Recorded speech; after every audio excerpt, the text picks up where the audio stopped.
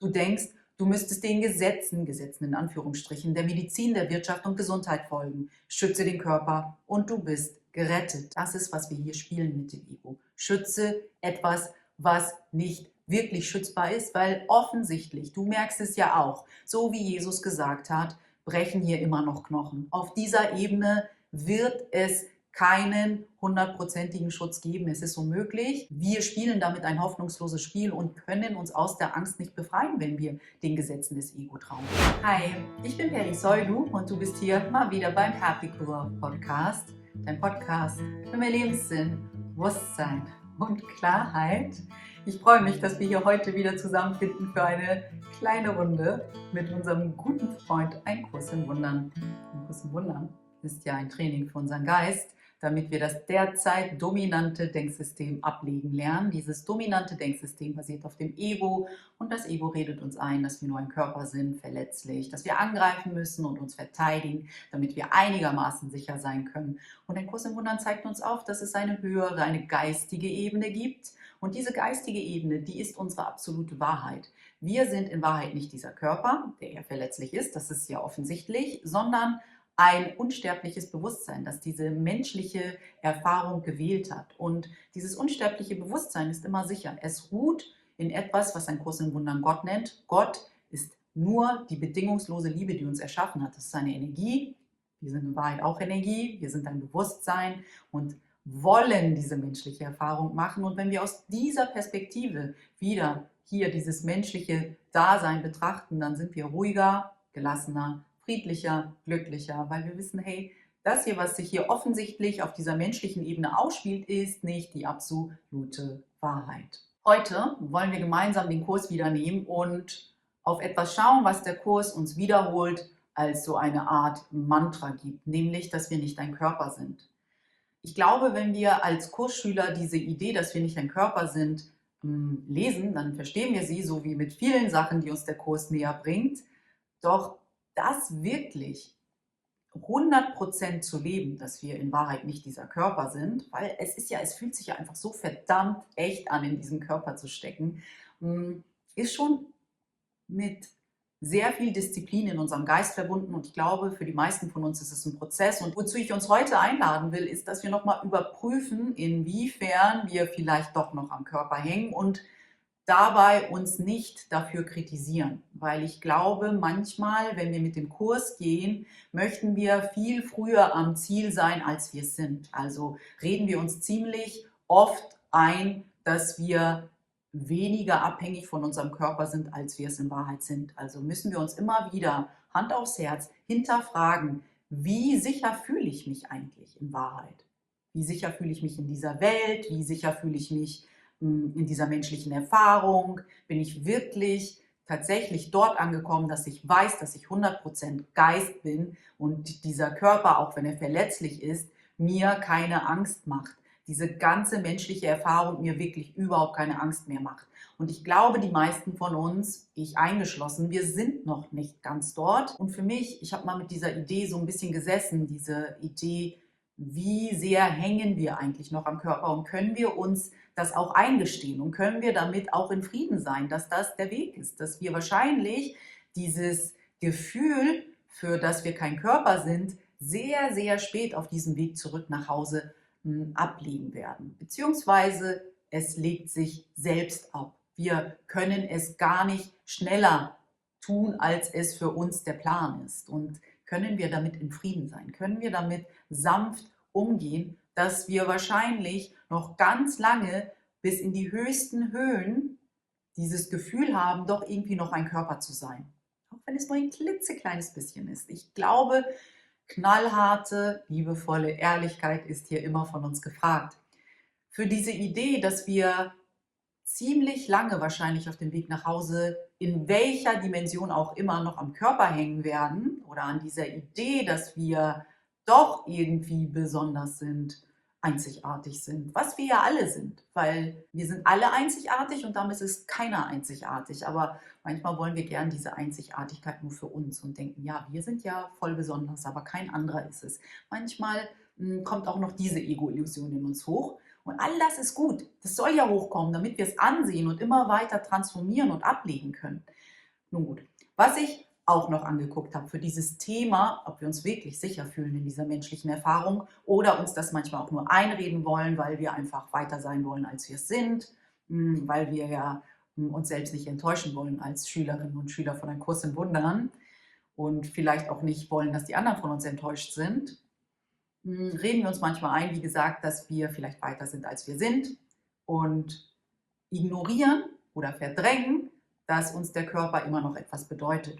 Und für diese Tatsache oder Begebenheit, wie auch immer wir das nennen wollen, habe ich nochmal die Genschlüssel zu Hilfe genommen. Die Genschlüssel sind ja auch eine Methode, wie wir eine Innenschau betreiben können. Die Genschlüssel haben die Methode der Kontemplation als die Hauptmethode, so wie der Kurs die Vergebung als unsere Hauptmethode wählt.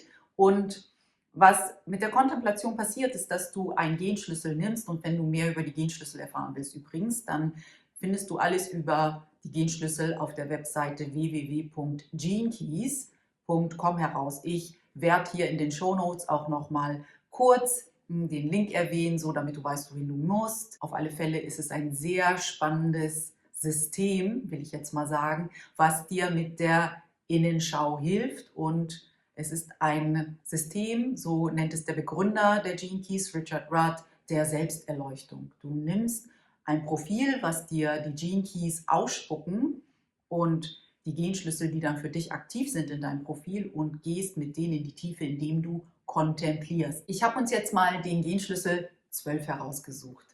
Jeder Genschlüssel hat 3 Frequenzbänder. Es gibt eine Schattenfrequenz, also die Ego-Frequenz. Es gibt eine Gabenfrequenz und eine göttliche Frequenz, die Siddhi-Frequenz.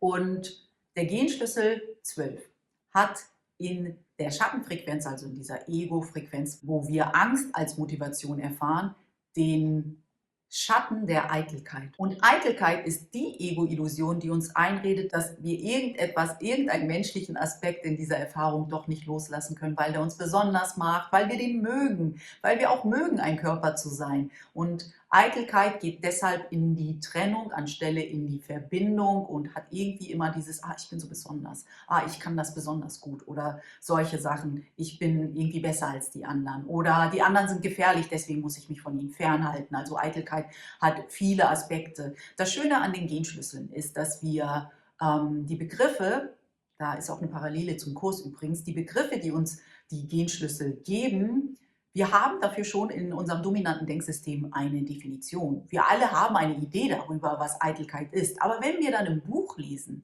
dann merken wir, wie vielschichtig die Eitelkeit eigentlich ist. Es hat nicht nur damit etwas zu tun, dass jemand sich schöner fühlt als andere. Ja, an der Oberfläche kann man das so sehen, aber Eitelkeit, da steckt so viel mehr drin. Vor allem diese Liebe zu der eigenen Identität steckt in der Eitelkeit drin und diese Angst, dass jemand dir diese Identität nehmen könnte.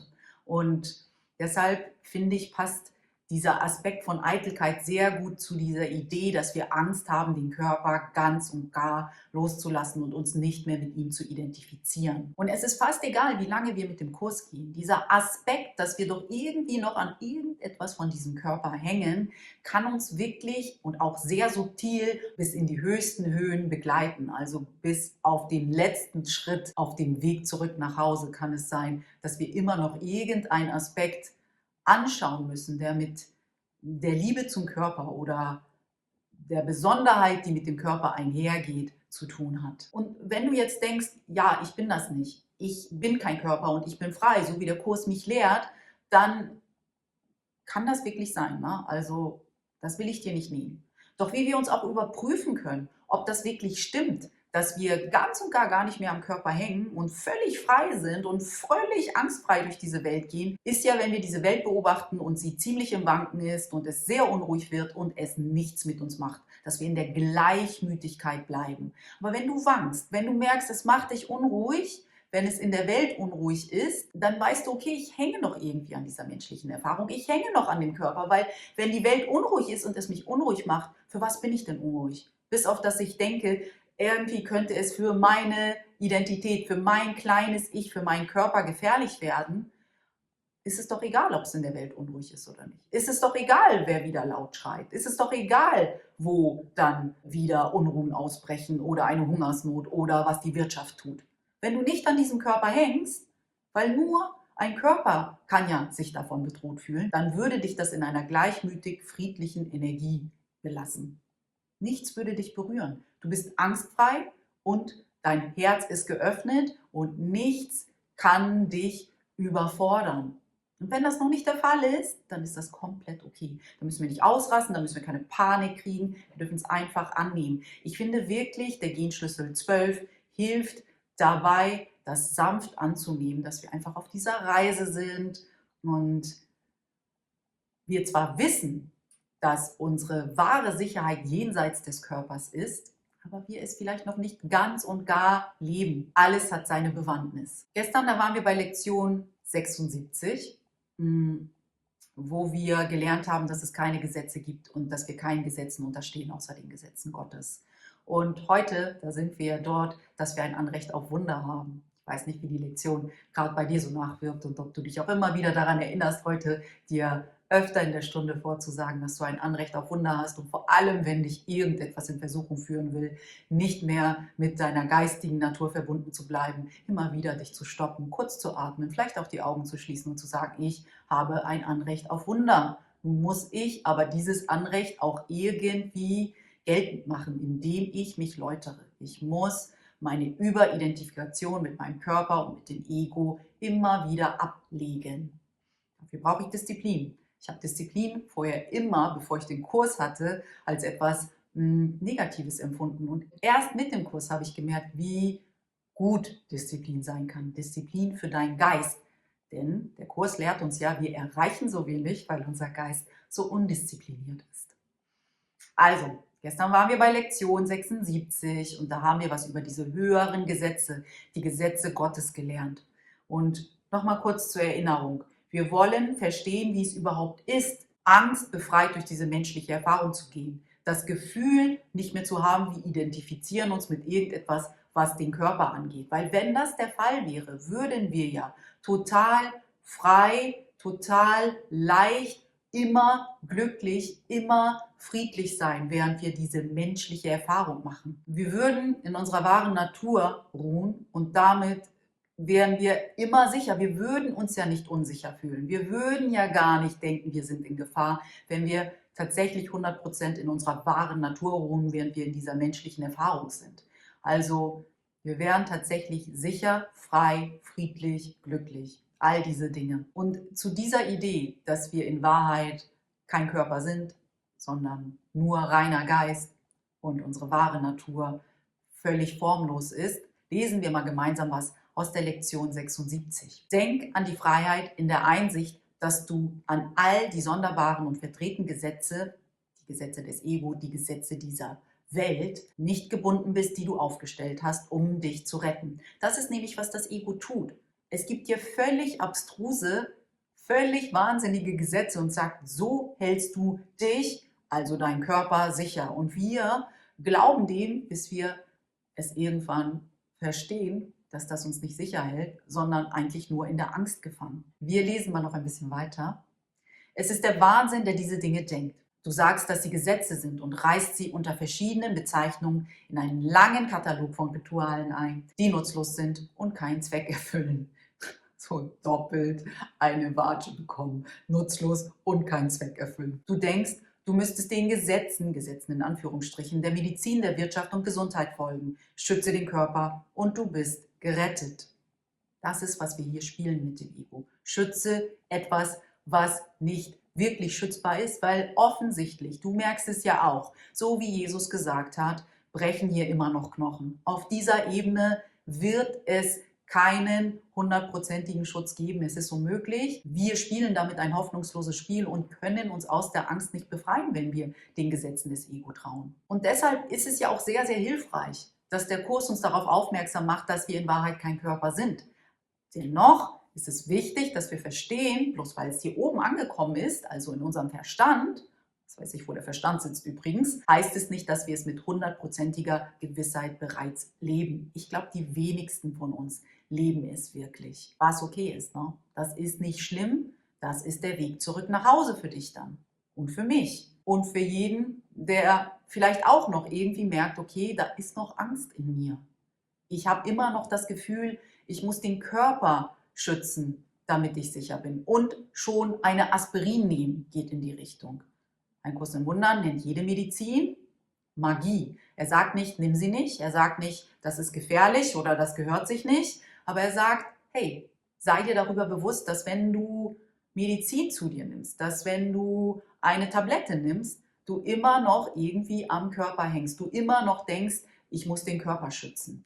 Ein Kurs im Wundern zwingt uns aber natürlich nicht, weil der Kurs kennt keinen Zwang, etwas abzulegen, was uns weniger in der Angst verweilen lässt. Wenn es uns hilft, die Angst abzulegen, dadurch, dass wir eine Aspirin nehmen, dann tun wir das einfach. Und wenn wir es dann nicht mehr brauchen, dann werden wir es schon bemerken. Es wird nicht an uns vorbeigehen. Die Tatsache, dass der Kurs uns immer und immer wieder wie so ein immer wiederkehrendes Mantra beibringt, dass wir nicht ein Körper sind, sondern frei, dass wir eigentlich grenzenlos sind, Energie, heißt nicht, dass wir übermorgen diese Tatsache 100% leben. Denn auch dieser Druck, dass du das übermorgen können musst, ist ja auch nur wieder das Ego. Es ist wieder so hinterlistig, das Ego, will ich jetzt mal sagen, oder so gewiegt, wie auch immer du es willst, sehr klug, weil es ist ja deine eigene Intelligenz, die du gegen dich nutzt, und findet immer wieder einen Weg, sich auch in deine Reise mit dem Kurs einzubringen und zu sagen, ja okay, aber wenn wir kein Körper sind, dann müssen wir das jetzt leben, weil wenn wir das jetzt nicht leben, haben wir schon wieder versagt und dann setzt du dich wieder unter Druck. Und Druck ist bestimmt nicht Liebe und der Kurs steht für die Liebe und das, was wir wieder erlernen wollen und erkennen wollen mit dem Kurs, ist, dass wir Liebe sind. Liebe lässt los. Und wann dieses Loslassen für dich vom Körper passiert, das überlass bitte einer höheren Ebene. Ich glaube, dann gehst du am friedlichsten zurück nach Hause. Ich weiß nicht, ob es dieses Jahr für dich das erste Jahr ist, dass du durch das Übungsbuch von Ein Kurs in Wundern gehst. Es gibt nämlich auch eine Lektion, die uns näher bringt, dass in unserer Wehrlosigkeit unsere Sicherheit liegt. Und ich glaube, dass das genau einhergeht mit dieser Idee, dass wir kein Körper sind. Weil wenn wir kein Körper sind, wenn wir diese höhere geistige Identität wieder für uns anerkennen, dann wissen wir, dass wir immer sicher sind. Wenn wir uns verteidigen, wenn wir angreifen, also wenn wir nicht wehrlos sind, dann demonstrieren wir damit ja, dass wir uns mit dem Körper und dieser menschlichen Ebene verwechseln. Die Wehrlosigkeit drückt ja aus, hey, ich verstehe endlich, wer ich bin und was ich bin. Ich bin ein unendliches Bewusstsein, das diese menschliche Erfahrung macht, und dieses Bewusstsein ist ja immer sicher. Was gibt es da, wogegen ich mich wehre, wenn ich bereits sicher bin? Das macht keinen Sinn. Nur wenn du dich mit etwas verwechselst, was du nicht bist, nämlich ein Körper, denkst du, du musst dich wehren. Also wenn ich Wehrlosigkeit demonstriere, sage ich damit auch, okay, ich weiß, wer ich wirklich bin. Ich weiß, dass ich in Wahrheit sicher bin, nicht angreifbar und immer in Gott ruhe. Das klingt in der Theorie natürlich immer sehr leicht, und dann, wenn wir in die Welt hinausgehen und versuchen, diese Prinzipien in unseren Alltag zu übersetzen, werden wir dann sehen, wie sicher wir in uns ruhen, wenn wir das Gefühl haben, irgendjemand, irgendein Bruder, jede andere Seele, die ja auch eine menschliche Erfahrung macht, greift uns an mit Worten oder tatsächlich auch unseren Körper. Was passiert dann zuerst mit dir? Bleibst du in der Gleichmut oder merkst du, du gehst in den Gegenangriff? Und da können wir immer sehen, okay, wo sind wir? Nicht in der Theorie, sondern in der Praxis. Weil Wehrlosigkeit heißt vor allem, dass wir uns nicht mehr mit der menschlichen Ebene zu sehr verwechseln und mit diesen konkreten Geschichten, die sich gerade in der Welt so ausspielen. Sei es gesellschaftlich, sei es politisch, sei es wirtschaftlich. Wenn wir immer weniger diese konkreten Geschichten als unsere Wahrheit in unserem Kopf immer wieder in Kreisen herumlaufen lassen, merken wir, okay, wir lassen langsam los von dieser Überidentifikation mit dem Körper und mit unserer menschlichen Identität. Weil ganz ehrlich, wir wissen nicht, wozu die Dinge dienlich sind, die sich hier ausspielen. Wir wissen es nicht. Es gibt immer eine höhere Geschichte, die wir manchmal gar nicht so klar fassen können, aber wir dürfen vertrauen. Und das ist manchmal, was uns fehlt, ein Vertrauen in die Idee, dass alles, egal wie es hier wirkt, dennoch einem höheren Zweck dient. Vor allem geht es nicht nur um Vertrauen, sondern auch darum, die Kontrolle abzugeben. Das Ego möchte kontrollieren. Und wenn du kontrollieren möchtest, wenn du dein Leben kontrollieren möchtest, wenn du überall und alles planen möchtest, dann sei dir bitte dessen gewahr, dass das nur dein Ego sein kann, weil was hast du denn davon, dass du alles kontrollierst und alles schön, fein, säuberlich durchgeplant hast? Du denkst, du erschaffst eine Art von Sicherheit, vermeintlicher Sicherheit. Für was? Was soll denn dann sicher sein? Deine wahre Natur ist ja schon sicher. Es geht ja doch dann wieder um den Körper. Das Interessante ist, worauf uns der Kurs aufmerksam macht, wenn wir aufhören, uns zu verteidigen, wenn wir aufhören zu planen, wenn wir aufhören, uns sicher halten zu wollen, dann können wir endlich loslassen und durch dieses Loslassen wird das sichtbar, was durch all dieses Planen und dieses Verteidigen und Angreifen verborgen war, nämlich unsere wahre Natur, die die gesamte Zeit schon sicher war. Wir machen Dinge, um uns sicher zu halten, weil wir vergessen haben, dass wir die ganze Zeit schon sicher sind. Und das Ego hat natürlich ein Rieseninteresse daran, dass du in diesen Spielchen mit ihm hängen bleibst, weil wenn du das tust, dann verbirgst du dein eigenes Licht. Und das ist, wohin wir eigentlich wollen, nämlich unser eigenes Licht wieder anerkennen. Und wenn wir das tun, dann können wir es mit der Welt teilen und jeder, der mit uns verabredet war, um sich an sein Licht zu erinnern oder an ihr Licht zu erinnern, wird es dann tun. Wir haben eine Verantwortung unseren Brüdern gegenüber, unser Licht wieder zu leuchten, damit wir sie daran erinnern, es uns gleich zu tun. Und wenn wir mit dem Ego herumwursteln, dann motivieren wir unsere Mitmenschen, es uns gleich zu tun. Also wir sind immer irgendwie doch ein Vorbild. Ein Kurs im Wundern sagt es ja so, wir lehren die gesamte Zeit. Es ist jetzt die Frage, was wollen wir lehren? Das Ego und sein Angstdenksystem oder deine wahre Natur und das liebevolle Denksystem? Und noch einmal kurz zum Abschluss dieser Folge. Es ist natürlich okay, dass wir weiterhin am Körper hängen, weil für die meisten von uns ist es, wie gesagt, ein Prozess, den Körper und diese Idee, dass wir kein Körper sind, voll und ganz abzulegen. Weil es ist ja so verdammt echt, diese menschliche Erfahrung fühlt sich ja so verdammt echt an. Und deshalb ist es wahrscheinlich auch oft genug völlig legitim, noch an bestimmten Aspekten des Körpers zu hängen. Ich glaube, was uns hilft, ist wirklich ehrlich mit uns zu sein dort, sanft mit uns zu sein und zu wissen, okay, in diesem Aspekt bin ich noch nicht ganz losgekommen vom Körper, aber ich weiß, dass ich es kann und ich weiß, dass, wenn es soweit ist, auch dieser Aspekt von mir loslassen wird, weil es gibt keine Zufälle. Ich muss es doch einfach nur für mich anerkennen, dass es erstmal noch so ist, weil wenn ich mich dagegen wehre, wehre ich mich gegen das, was ist, und wenn ich mich gegen das, was ist, wehre, dann tue ich mir Leid an. Es ist also immer auch gleichzeitig in Ordnung, wenn wir merken, okay, da haben wir noch Arbeit zu tun. Es ist in Ordnung. Ich bin auf meinem Weg, ich gebe mein Bestes, ich bin ehrlich mit mir, mehr kann ich gerade nicht tun. Und so kehre ich kurz zurück, nochmal zu diesem Genschlüssel 12, damit ich den Kreis einmal schließen kann, mit diesem Schatten, also der Ego-Illusion der Eitelkeit. Diese Eitelkeit folgt uns bis zu den höchsten Höhen. Wir können uns geläutert und geläutert und geläutert haben und dennoch kann es sein, dass irgendein Aspekt dieser Menschlichkeit uns doch noch am Herzen liegt. Und Richard Rudd, der Begründer der Genschlüssel, drückt es so aus. Ich lese uns das kurz mal vor. Die Eitelkeit ist eines der letzten Dinge, die uns loslassen, und genau das ist es auch. Sie lässt uns los. Wir können sie nicht loslassen. Gegen die Eitelkeit kann man nichts tun, denn alles, was man versucht und tut, ist wieder Eitelkeit. Siehst du die Subtilität darin? Man muss also erkennen, dass man hilflos ist. Und dort, wo er sagt, also Richard Rudd, dass wir erkennen müssen, dass wir hilflos sind, gehen wir wieder zurück zum Kurs. Der Kurs sagt, dass wir irgendwann verstehen müssen, erkennen müssen, dass wir es allein nicht schaffen, dass wir eine höhere Ebene dazu einladen müssen, uns den Weg zu weisen. Wir treten zurück und geben dem Heiligen Geist die Führung. Das ist, was wir erkennen müssen. Wir können die Eitelkeit, wir können unsere Überidentifikation mit dem Körper nicht alleine lösen. Wir brauchen eine höhere Ebene und wir dürfen dabei sanft mit uns sein. Wir dürfen ehrlich mit uns sein und wir dürfen aufhören, uns unter Druck zu setzen, dass wir weiter sein müssen, als wir sind, weil die Eitelkeit, diese Idee, dass wir nur ein Körper sind, die wird von uns ablassen, wenn wir so weit sind. Und wenn wir endlich zurücktreten und Gott die Führung darüber geben, wann es für uns soweit ist. Also alles eigentlich komplett entspannt. Wir müssen uns nicht ernster nehmen, als diese ganze Sache hier überhaupt ist. Manchmal bringt es etwas mehr Leichtigkeit und Humor in diese Sache zu bringen.